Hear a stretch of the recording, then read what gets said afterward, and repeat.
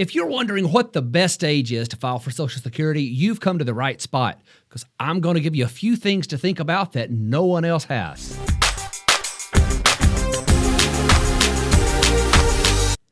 Trying to figure out when you should file for Social Security perplexes a lot of people. There's data that suggests everyone should file early. Then there's other data that suggests everyone should file later.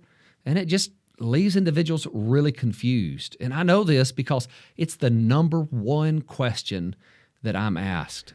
If you look at when Americans file for Social Security, they haven't gotten this figured out yet.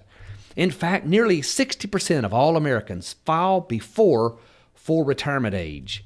Around 30% file at full retirement age, and 12% file sometime after full retirement age.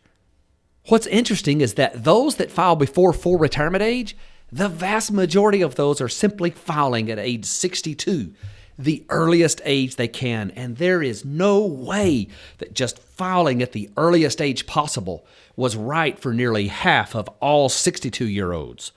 There's enough data on retirement planning to know that's not right. And there's a reason individuals do this, and we're going to cover that in just a moment. But first, let's go back and look at how filing age reduces or increases your benefit amount. So let's assume that age 67 is your full retirement age. That's when you can get 100% of your benefit.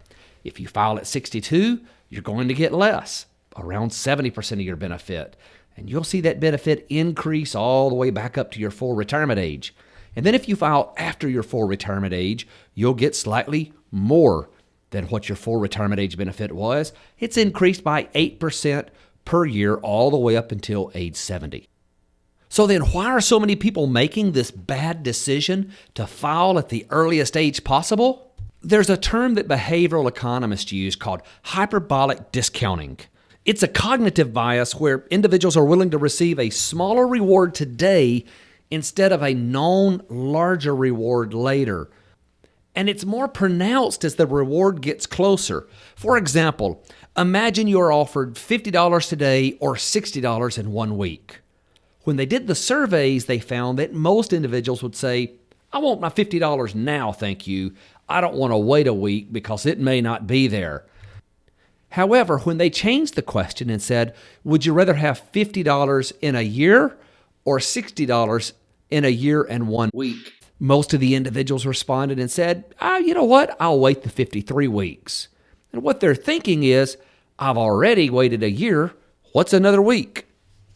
And this hyperbolic discounting is very easy to observe in general retirement planning. You can build the perfect retirement income plan for someone, but as that date gets closer, things start to change. And it's because those rewards are getting closer. So while we'd all like to believe that we can make decisions based on the facts and not emotions, when it gets right down to it, your emotions can take over and get you to make a decision that is not optimal for you.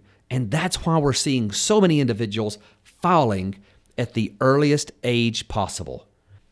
But now that you understand that you may have this predisposition to file as early as possible, you can arm yourself with the facts on when you should file. And the first thing you need to know, don't use a break-even analysis.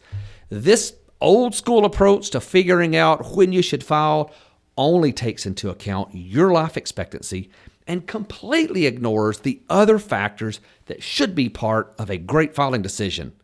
Now, for years, this was the accepted method of determining when you should file. In fact, the Social Security Administration had a break-even analysis on their website. Thankfully, they've since taken that down. But this analysis would simply look at cumulative benefits for filing at the various ages and at what point do those intersect. So, for example, if you compare filing at 62 versus 67, you can see that there is a point where those two lines intersect. And that's at about age 78. So it was easy to run this analysis and say, okay, I think I'm going to live longer than age 78, so I'm going to wait till I'm age 67 to file. And the same could be said for filing at 70 versus 67. In that case, the break-even is generally around 82. But the question this break-even analysis answers is, what if I die early? A real analysis to determine what your filing strategy should be also ask the very important question, what if I live longer than expected? When I'm advising clients on Social Security strategy, there are 12 factors that we include to determine what the right strategy should be. The first is gender, then marital status or statuses, contribution to income. What are the children's ages? Are there any disabilities with the children, with yourself? What's your health like? What's your spouse's health? What's your spouse's age? Are there other assets? What kind of other income streams do you have? What does your tax scenario look like? And are you still employed? Understanding those things can help you make the right decision. Now, there's a lot of research that suggests filing later is the best option. Now, some articles and researchers will even go so far as to say it's always the best option. And mathematically, you could potentially make the case for that the vast majority of the time. But there are some cases where filing early is much more beneficial. So let's take a look at some cases where it's in your favor to file earlier, and then we'll look at some situations where it's in your favor to file later. Now, the first thing I want you to keep in mind is that if you file before your full retirement age, the Social Security earnings limit could come into play. And that simply says that there's a limit on the amount of money that you can earn from employment while you're drawing Social Security. After full retirement age, that goes away completely. So if you're still working and you make above $17,000 and that amount's going to increase on an annual basis, filing shouldn't even be an option. So the first case where you need to file is if you need the income. There's not a lot of strategy here. If you need the income, you need to go file. Now, this income need could be because you lost your job or some other factor, but I want to make a side note here. If the income deficit is coming from a disability, you might want to consider filing for Social Security disability instead of retirement benefits. This is because your retirement benefit is going to be about 70% of your full retirement age benefit, and your disability benefit is going to be 100% of your full retirement age benefit. The second consideration is if you have minor or disabled children at home. And this even extends to a spouse who may be at home taking care of these children. You will have to file first before they are eligible for a benefit from your work record. And when combined with your own benefit for filing early, albeit a reduced benefit, the benefits to your children and your eligible spouse can be up to 180% of your full retirement age benefit. And if you add up the total amount of monthly payments coming in, there's no way you could ever catch up by simply delaying to your full retirement age or later and then filing. You will have missed too many benefits being paid. The third option is if you are the lower earner and your spouse is in poor health. Now, this is the difficult one to discuss because we're talking about getting your spouse's survivor benefit down the road. But if there's a terminal illness, this is something you need to plan for. Here's the way this works. If your spouse had higher earnings than you, most likely their benefit is higher than yours. If they die first, their benefit will become your benefit. And all the delaying that you may or may not have done on your own benefit will not matter at all. You will simply take over the highest benefit amount. The fourth consideration is if your spouse is the lower earner and older than you. So if your spouse is older than you and their own benefit is not as high as the amount they can receive as a spousal benefit, it could make sense to file, thus opening your work record up to pay a spousal benefit. When you compare the total amount of benefits you could both receive, this strategy could make more sense than delaying your own benefit.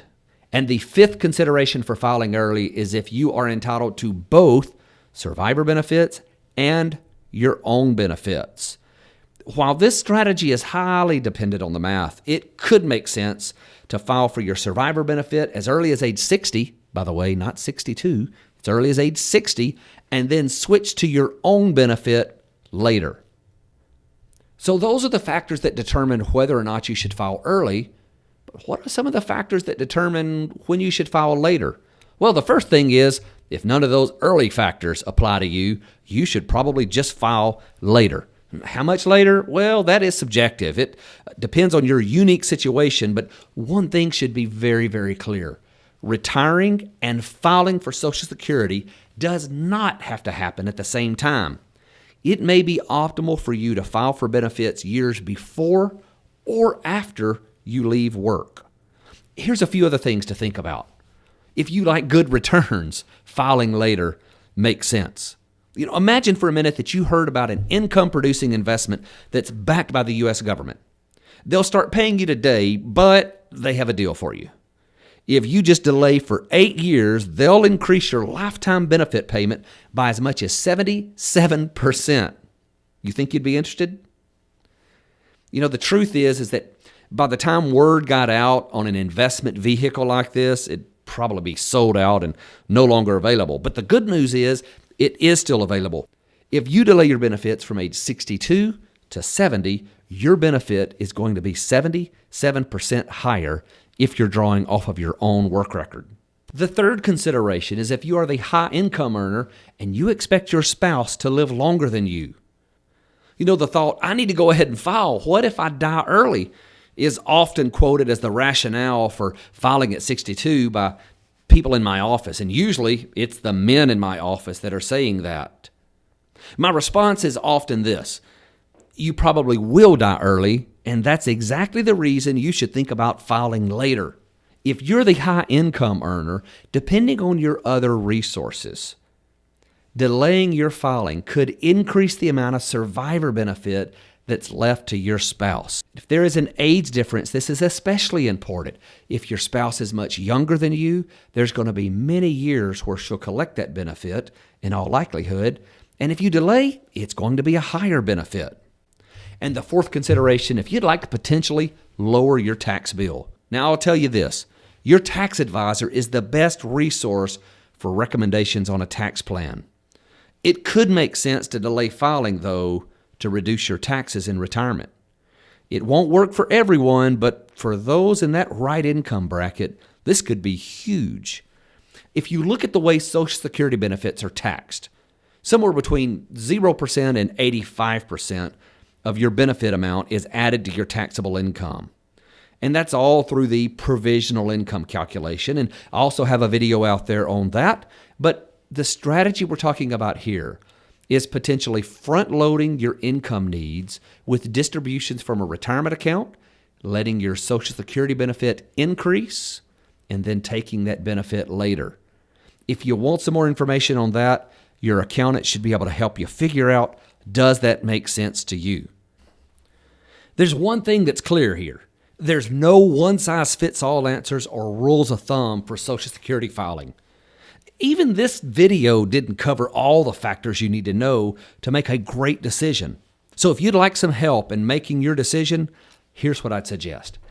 Find a good quality financial planner. Unfortunately, it can be difficult. It's not as simple as finding someone with a certain designation or a certain degree. To my knowledge, there are no legitimate programs that teach financial planners what they need to know to help clients with Social Security. So since there's not a good way to know, the burden is on you to find out if your financial planner is passionate enough about this topic to have taken the time to learn these rules. And there's only one way to do that. You're going to have to ask a lot of questions. So here's a few questions that I would get started with. First, how much does your help cost, Mr. Financial Planner?